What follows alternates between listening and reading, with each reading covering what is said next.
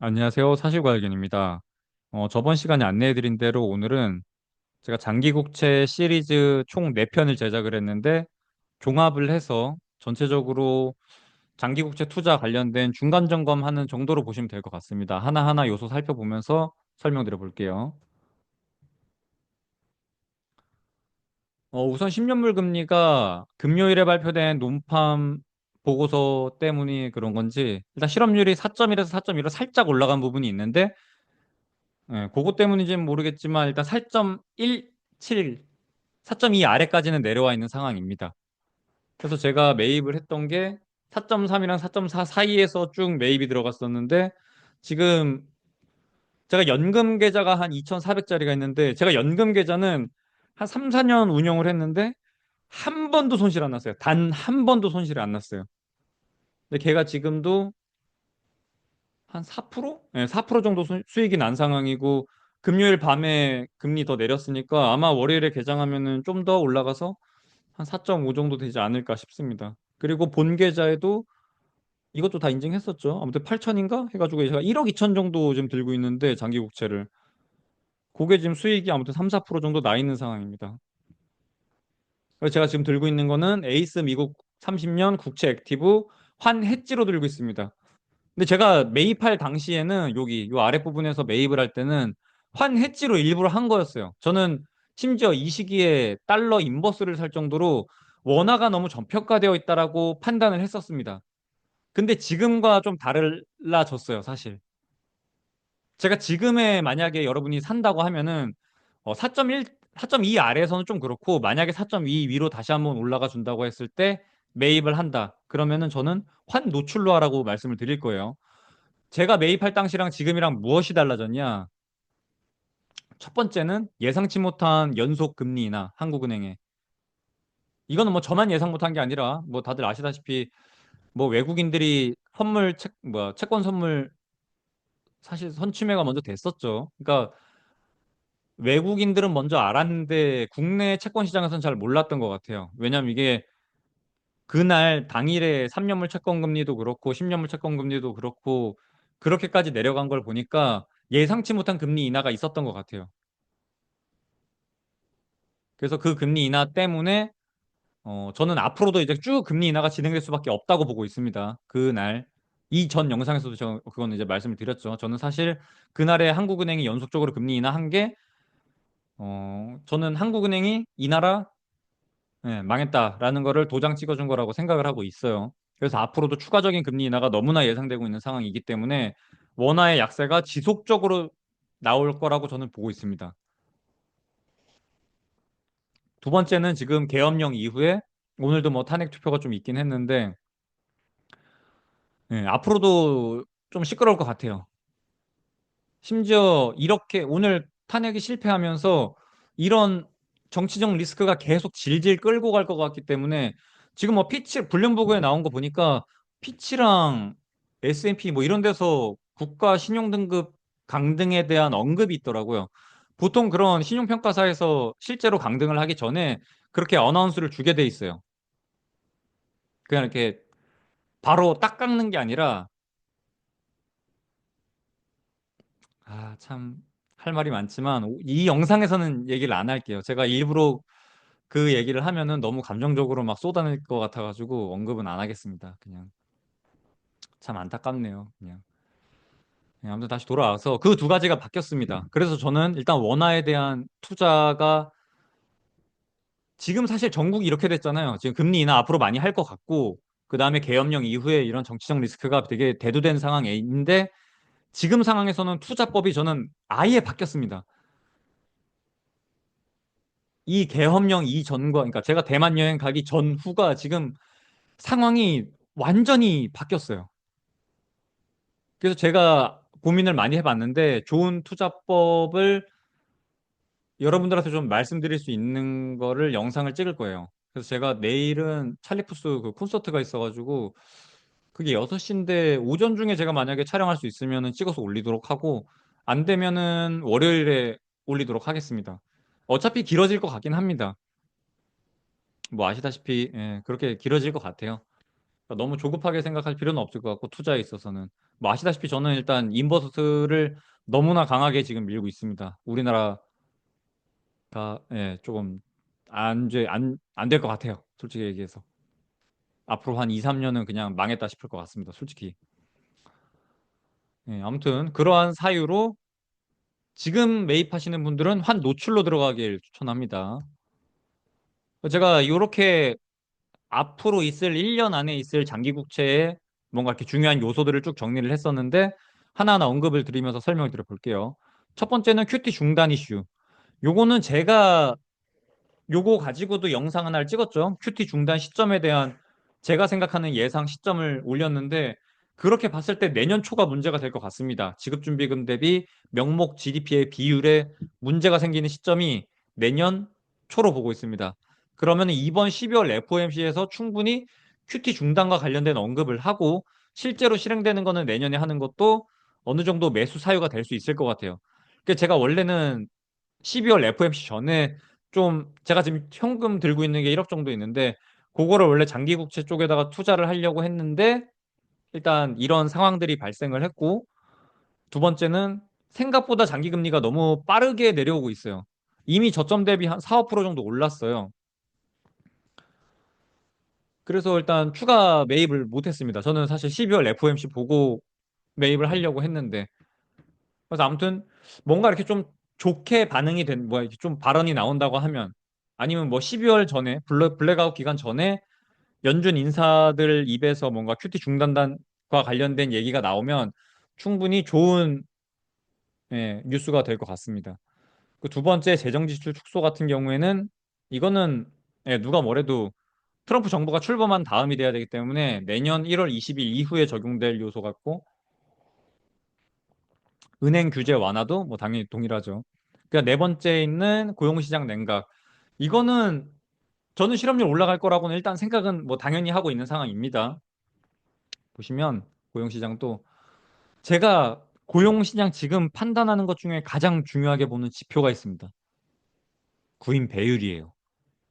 이게 노동력이 진짜 부족했던 22년 그쯤에는 실업자당 빈 일자리 수가 두 개가 넘어가는 시절이 있었어요.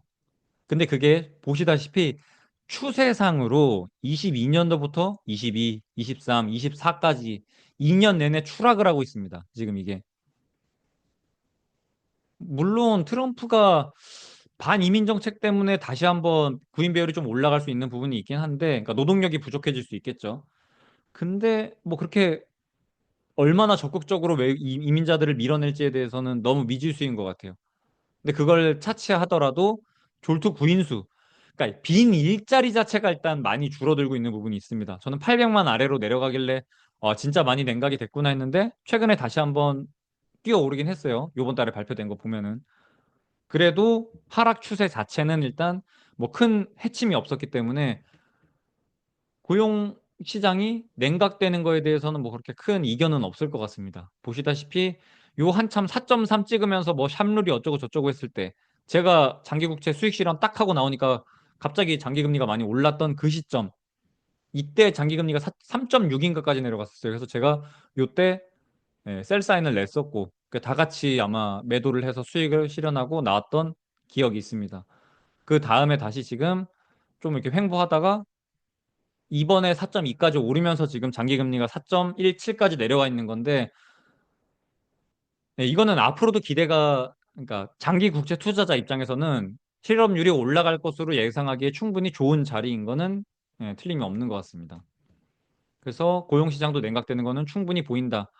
그다음 다섯 번째 GDP 하향. 이거는 이거는 좀 많이 바뀌었어요, 지금. 어디서 GDP now. GDP now. 보시면 지금 GDP now에 찍히는 숫자가 3.3%입니다. 이거 말도 안 되는 숫자예요. 진짜 엄청 높은 겁니다, 여러분. 진짜 이거는. 제가 2.3만 나와도 엄청 높다고 얘기했을 거예요. 근데 지금 3.3 찍히고 있습니다.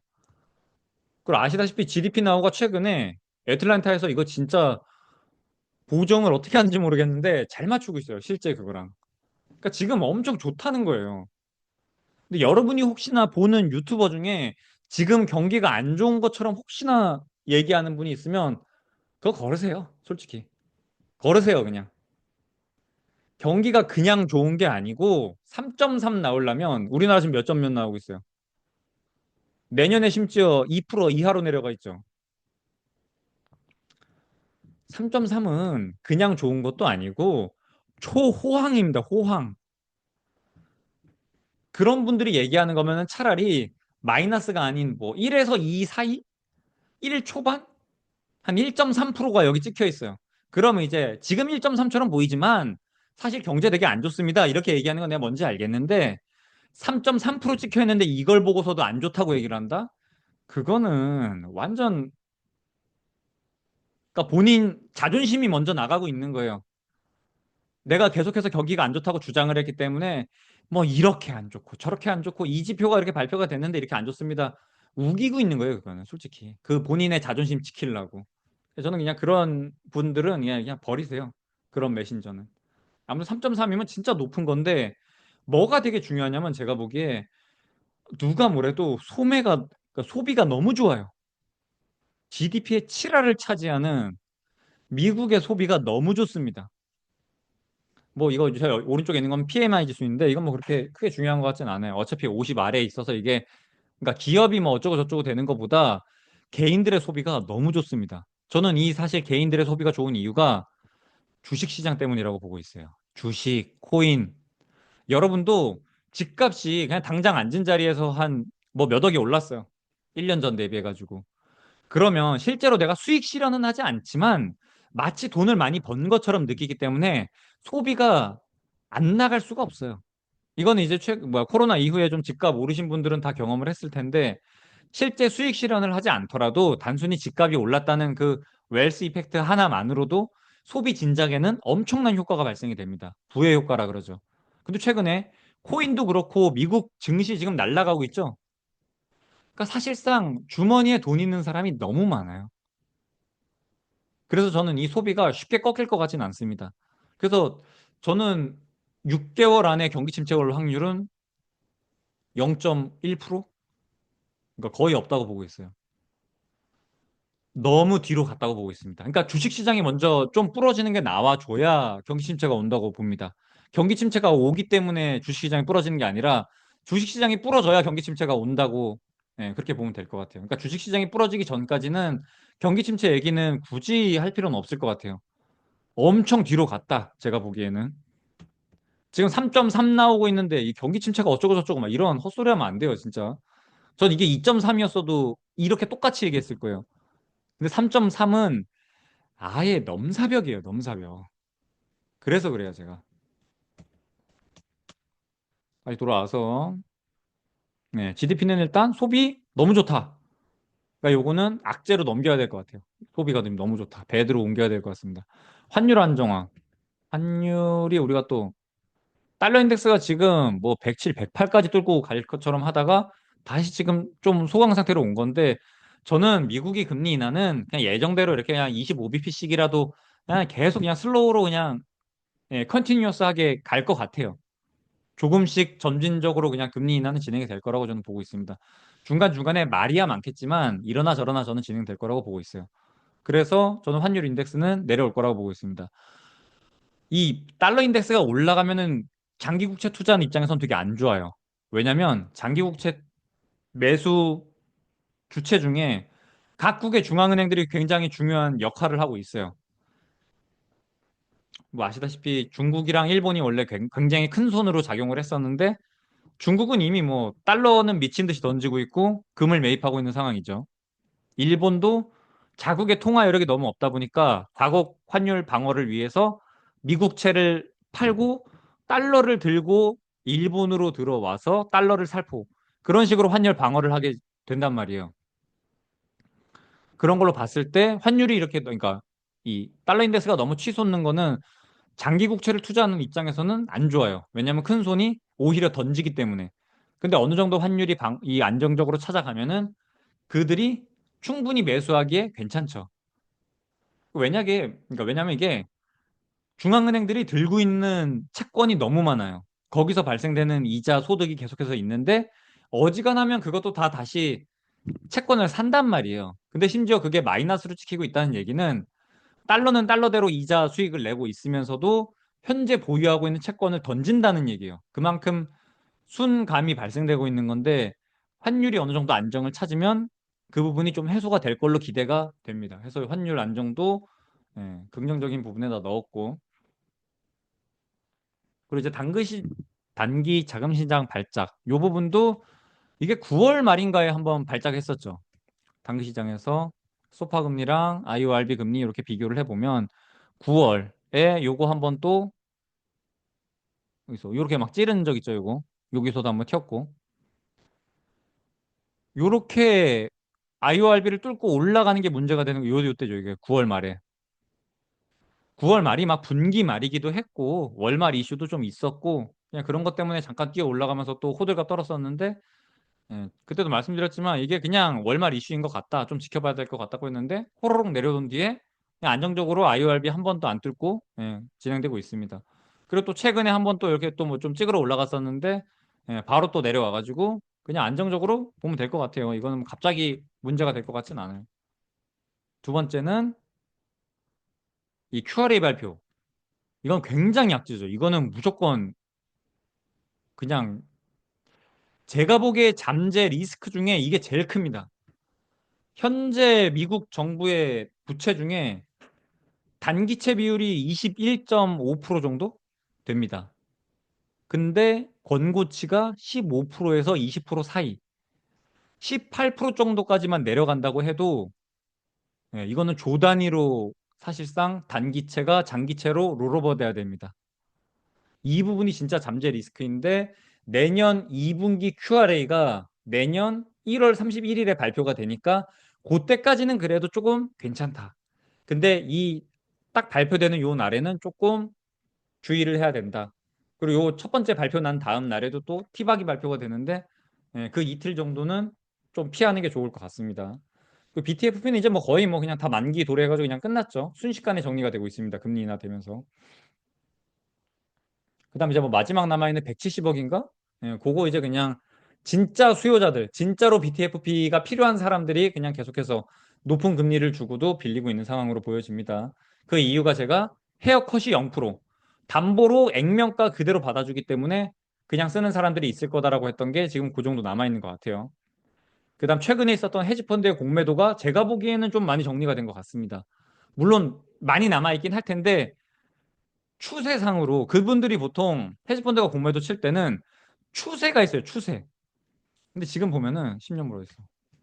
추세가 꺾여서 내려오고 있잖아요. 이게 기러기 때 효과라 그래가지고 나도 숏, 내 다음에 오는 애도 또 숏, 숏, 숏, 숏 계속 물려가지고 이렇게 쭉 빠른 속도로 상승을 했던 건데 보시다시피 걔네가 또 어나인딩 할 때는 순식간에 이렇게 또 내려와요. 그리고 저는 이번에 되게 중요한 포인트로 보고 있는 거는 이 4.5부터 4.1까지 내려오는 데 있어서 딱히 이슈가 없었어요. 어제 나온 고용 그거 이전에도 고용 발표 이전에도 사실상 큰 이슈가 없이 이게 다 정리되면서 내려왔습니다.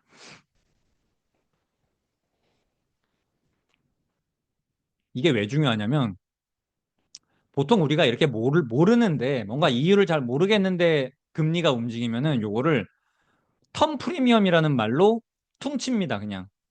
아, 텀 프리미엄이 뭐 올랐네, 내렸네 이렇게 떠드는 거는 보통 그냥 모른다는 얘기예요. 텀 프리미엄이 어쩌고 저쩌고 하는 거는 내가 모르는 사유로 금리가 움직였다. 그걸 텀 프리미엄이라고 합니다. 통틀어서.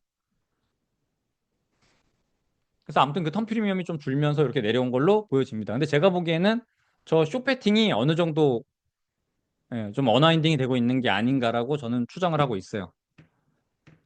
그래도 요즘에 좀 내려온 요 금리 인하가 된 부분은 일단 제가 매수 사유로 잡았던 부분들은 하나도 이루어지진 않았어요. 늘 말씀드리지만 이거는 그냥 공짜예요. 내가 예상하지 못했던 그냥 저가여서 샀는데 잘 샀구만. 요렇게 된 거일 뿐인 거지. 사실상 제가 예측하거나 뭐 그랬던 거에 대해서는 아무것도 이루어진 건 없습니다. 이 메타인지예요, 메타인지. 봐라, 내가 저점 잘 잡았다. 그게 아니라 나도 모르겠는데 아무튼 올랐다. 그냥 그거예요. 이게 되게 중요해요, 투자할 때는. 아무튼 제 매수 사유가 이루어진 거는 없죠. 실업률 어제 발표된 거? 없는 것 같아요. 아무튼 다음으로 넘어가서 또 감세 정책 같은 경우에도 당연히 트럼프 정부 들어온 다음에 될 테니까 내년 이후로 봐야 될 것 같아요. 인플레이션. 인플레이션은 장기 국채 투자에 있어서 항상 이거는 뭐 그냥 평생 들고 가야 되는 잠재 리스크죠. 한번 볼까요? 인플레이션. 첫 번째 원자재입니다. 보시면 WTI 기준으로 지금 67불. 그 장기금리 엄청 올라갈 거라고만 예상하셨던 그분 있죠. 스태그플레이션 얘기하면서 장기금리가 뭐 7%, 5.7? 막 그런 얘기 하셨던 분. 그분이 그렇게 올라갈 거라고 뭐 베어 스티프닝이 어쩌고 막 하면서 또 최근에 또 막 또 뭐 나오던데 그분이 장기금리가 올라갈 거라고 예상했던 거는 원자재 쪽의 가격이 상승하면서 인플레이션 때문에 올라갈 거라고 얘기했던 거예요, 솔직히. 근데 무슨 원자재 뭐 올라가긴 뭘 올라가. 지금 67불 가고 있는데. 아까도 말씀드렸지만 그냥 내가 장기금리가 왜 올라가는지 모르겠다. 그 요소를 턴 프리미엄이라고 합니다. 그래서 그분은 또 그냥 뭐 턴 프리미엄 어쩌고 저쩌고 했는데 사실 공매도의 숏 배팅이 좀 컸죠. 그 기록의 대 효과로 우르르 다 같이 숏 때리러 들어간 게 4.5까지 급속도로 올린 중요한 포인트였다고 저는 보고 있어요. 실제로 외국 국채 선물 보면은 헤지펀드 쪽에서 엄청 매입이 많이 된 상황입니다. 국채 선물 매도 포지션이. 그래서 아무튼 원자재 쪽도 굉장히 안정적이고 원유 부분 중간중간에 뭐 헤즈볼라 때문에 잠깐 튄 부분이 있지만 그래도 80불 언저리도 못 가고 다 부러진 상황입니다. 그래서 심지어 지금은 근 1년 동안에 거의 뭐 저점까지 다 와 있는 상황으로 보면 될 것 같아요. 그다음에 코퍼, 구리인데 구리도 뭐 당연히 뭐 산업의 쌀이라고 할 정도로 엄청 중요한 원자재인데 경기에 되게 민감하게 움직입니다. 특히나 구리 같은 경우에는. 그래서 닥터코퍼라는 별명을 가지고 있는 거고 보시면 지금 4.1불 찍혀 있는데 이게 4불이 마지노선입니다. 4불 아래로 내려가면은 경기가 굉장히 안 좋다. 구리에 대한 수요가 굉장히 낮다. 그렇게 보시면 될 것 같습니다. 사실 여기 9월부터 이렇게 뛰었던 구리 가격이 뛰었던 부분은 중국에 대한 수요가 늘어나는 거 아닐까? 중국이 부양책 발표한다고 하던데 그 기대 심리 가지고 이렇게 다시 한번 이 구리가 뛰었던 건데 그게 다시 부양책이 도로목으로 나오면서 호로록 빠져서 지금 4.14 찍혀 있는 걸로 보시면 될 것 같아요. 그러니까 원자재 단에서는 인플레 이슈는 그렇게 없어 보입니다. 두 번째 중고차인데 중고차가 생각보다 잘 빠지고 있다가 24년 들어와가지고 좀 튀고 있어요. 그래서 요거는 조금 걱정되는 부분, 비아이클 부분은. 주거비는 뭐 아시다시피 장기금리 어느 정도 안정화 찾고 있고 주거비는 잘 내려오고 있는 것 같아요. 고점 찍고 그냥 추세상으로도 계속해서 빠지고 있는 상황입니다. 그래서 주거비도 딱히 문제 안 될 것 같고. 운송비에서 제가 이거 지금 들고 온 거는 발티구님인데 발티구님도 1년 중에서 저점 찍을 정도로 운송운임이 내려가 있고 상하이 컨테이너 지수 같은 경우에도 보시면 원래 24년 초에 굉장히 높았었던 것도 최근에 좀 횡보를 하고 있지만 충분히 안정적으로 찾아가고 있다. 그 다음에 다우 지수, 다우 운임 지수 보면은 다우 운임 지수가 진짜 좀 높아 보여요. 근데 이거는 다우 운임 같은 경우에는 미국에 상장되어 있는 운송회사들에 대한 얘기이기 때문에 거기 기준으로 잡혀 있는 거기 때문에 뭐 몇 번이나 말씀드리지만 저는 이 미국은 지금 경기가 엄청 좋다고 보는 입장이에요. 매우 좋다. 소비도 좋고 이래저래 뭐 운임도 좋고 해가지고 지금 주가가 이렇게 높은 수준을 보이고 있다고 생각하시면 될 것 같아요. 그래서 미국을 제외한 나머지 그냥 일반 물동량 같은 경우에는 그렇게 인플레이션 쪽에서 큰 이슈가 될 것 같지는 않다. 뭐 다시 튈 요소가 생기면 그건 다시 언급을 드릴게요. 근데 아무튼 최근에 발표된 자료들만 가지고는 인플레이션이 그렇게 우려할 상황은 아닌 것 같습니다. 그다음 마지막으로 여고티 얘기인데 여고티는 제가 영상 따로 말씀드렸는데 이건 뭐 그냥 굳이 될 것 같진 않습니다. 여기다 대고 갑자기 뭐 장기 국채를 던지고 단기 국채를 매입하고 뭐 그럴 이유가 조금도 없어서 그래요. 금리 인하 잘 하고 있고 QT 대차대표 축소 잘 이루어지고 있고 그렇게 보면 되지 않을까 싶습니다. 요거는 여고티 같은 경우에는 다시 이슈 생길 것 같으면은 말씀을 드릴게요. 그래서 지금 오늘 제가 뭐 하나하나 보면서 좀 장기국채 투자 관련된 부분들 말씀을 드렸는데 혹시나 뭐 질문 있거나 궁금한 거 있으면 예, 댓글 달아주세요. 그 제가 추가로 만약에 매입을 하게 되면은 그것도 뭐 매입한 다음에 영상 찍어서 다시 올리도록 하겠습니다. 그래서 지금 수익이 한 4% 5% 정도 나 있는데 윤재성 CIO가 팔았다 그러더라고요. TLT를. 왜 파셨을까? 근데 이거 공짜여가지고 판 거 아닐까요? 저도 이거 보통 이렇게 공짜로 먹으면 팔거든요. 만약에 큐티 종료 시점이 저게 12월 뭐 내년 초 이런 거 아니었으면 저도 이거 던졌을 거예요. 장기국채. 굳이 안 들었을 겁니다. 근데 제가 지금 들고 있는 이유는 12월 FMC에서 혹시나 큐티 중단 언급을 할 수도 있어서 그거 하나 보고 들고 있는 거예요. 심지어 추가 매입할 생각도 있었고.